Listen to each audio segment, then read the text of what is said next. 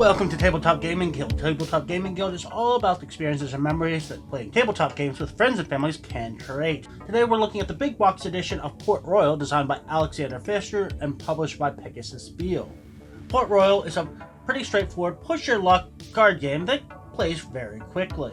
And the big box gives you a number of different modules you can try out. The cards have a double function. One side counts as money, in which case the face side is never revealed. And on the face, they have ships and professions. On a turn, you have two phases. The first is your push your luck section, where you're going to be flipping cards and seeing what becomes available to purchase. The second phase only occurs if you do not bust, in which case everybody gets a chance to buy from the market. In the first phase, the active player will be flipping cards to see what's going to be available in the market. And they can continue to flip cards as long as they want. If they choose to stop, the active player first would get to choose a card to take. If they take a ship, they get the money shown. If they take a profession, they pay the cost shown and have the ongoing ability. The non-active players in turn order would then get to choose a card as well. However, if they choose a card, they have to pay one money to the active player. Let's say the active player chose not to stop, and before they bust, they have drawn 4 different ship colors. Drawing 4 different ship colors means the active player now can choose 2 cards during the purchase phase. If they had still continued to push their luck and had instead drawn 5 different ship colors, they would get to choose 3. And the non-active players still only get 1. However, if the active player ever draws 2 ships of the same color, he is bust. And the second phase does not occur. Nobody gets to buy any cards. Let's go over the different types of cards and what they do. First off, the ships are pretty straightforward. You get the money shown on the top. The professions have a few different types. There are some with swords that allow you to drive off ships. If you're able to repel a ship, you don't have to worry as much about busting, and you continue to draw with slightly less risk. But you have to have number of swords equal to the number of swords on the ship, but you do not have to spend those swords. You retain them and can continue to fight off ships. There are a lot of other abilities that decrease cost of buying cards or give you a reward if anybody busts, but I don't need to go over each of those. You can learn those as you go. They're pretty straightforward, and the rules have a nice appendix that goes through what each of them means.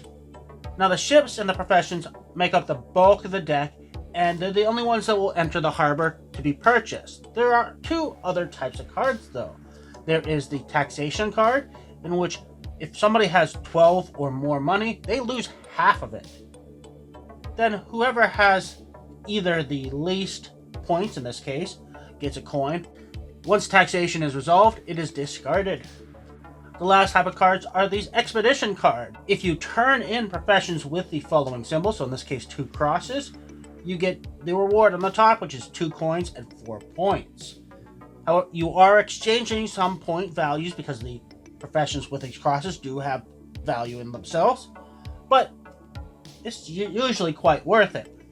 Expedition cards, when revealed, do not go in the harbor. They go next to the harbor and are available in all future turns until somebody purchases it. At the end of the turn, all cards remaining in the harbor are discarded. Again, the expedition card is not in the harbor, so would not get discarded.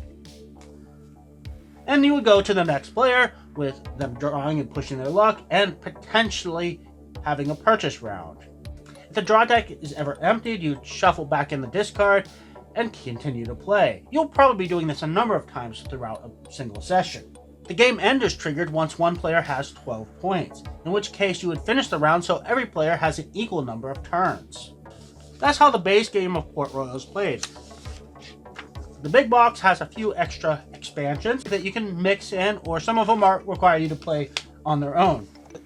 First of all, you have Make Sail with an entirely new deck of cards with no expeditions. It's also a little harder to make points as well as money. Just One More Contract also has its own unique set of cards, some of which can be added to the base game. But the main thing it adds, as the name suggests, is contracts that can make the game competitive or cooperative. Contracts give you extra little objectives like having certain cards or having defeated a variety of pirates. They give you extra coins as well as victory points. The last module is the Adventure Begins. That begins by playing with the base game. However, throughout this game, you are going to be adding cards to the deck and having story missions that you need to complete. This again can be played cooperative or competitive. So that's all the modules for the big box.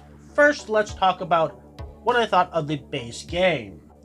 I really like the push your luck mechanic of flipping cards until you decide to stop. However, the cleverest and most unassuming element is the money. By taking these cards and never looking at it, you're changing up the distribution of the deck. And that's important because when people are drawing cards and pushing their luck, they're paying attention to what's drawn and what's been discarded and what's out of the game to determine what's the probability of certain cards coming up. But they don't know what cards have gone into people's hands as money. The game is also fast and easy to learn. Each session is going to take about 20 minutes to play. My one complaint though is you're going to be shuffling this deck a lot, which causes a little bit of downtime and disrupts the flow of the game. Otherwise, this is a phenomenal game for being such a light card game. As far as the modules, I think they're a mixed bag. What I was looking for from an expansion from this game is just more cards, and them switching out the decks instead of adding to the deck, I felt was a little bit of a miss. However, they're all good games in their own right. I particularly like the contracts, even though I usually don't like when they make cooperative versions of non-cooperative games. I think it worked pretty well here. And the story mode was interesting. I don't think I'd play it more than once. It was nice in that it kept adding to the deck and changing up the game throughout. The story, however, was alright only, and I'm not going to play it again for the story. I might play it just for the new cards, but I'm more likely to just add in the cards I want and not necessarily go through the whole campaign. That said, Port Royale is a great game, and if you like it and feel like you're going to play it a lot, I would definitely spring for this big box. Change it up. You're primarily probably going to be playing with the base game, but every once in a while I think you'll be wanting to throw in one of these modules.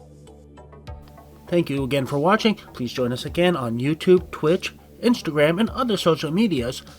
And please don't forget to like and subscribe.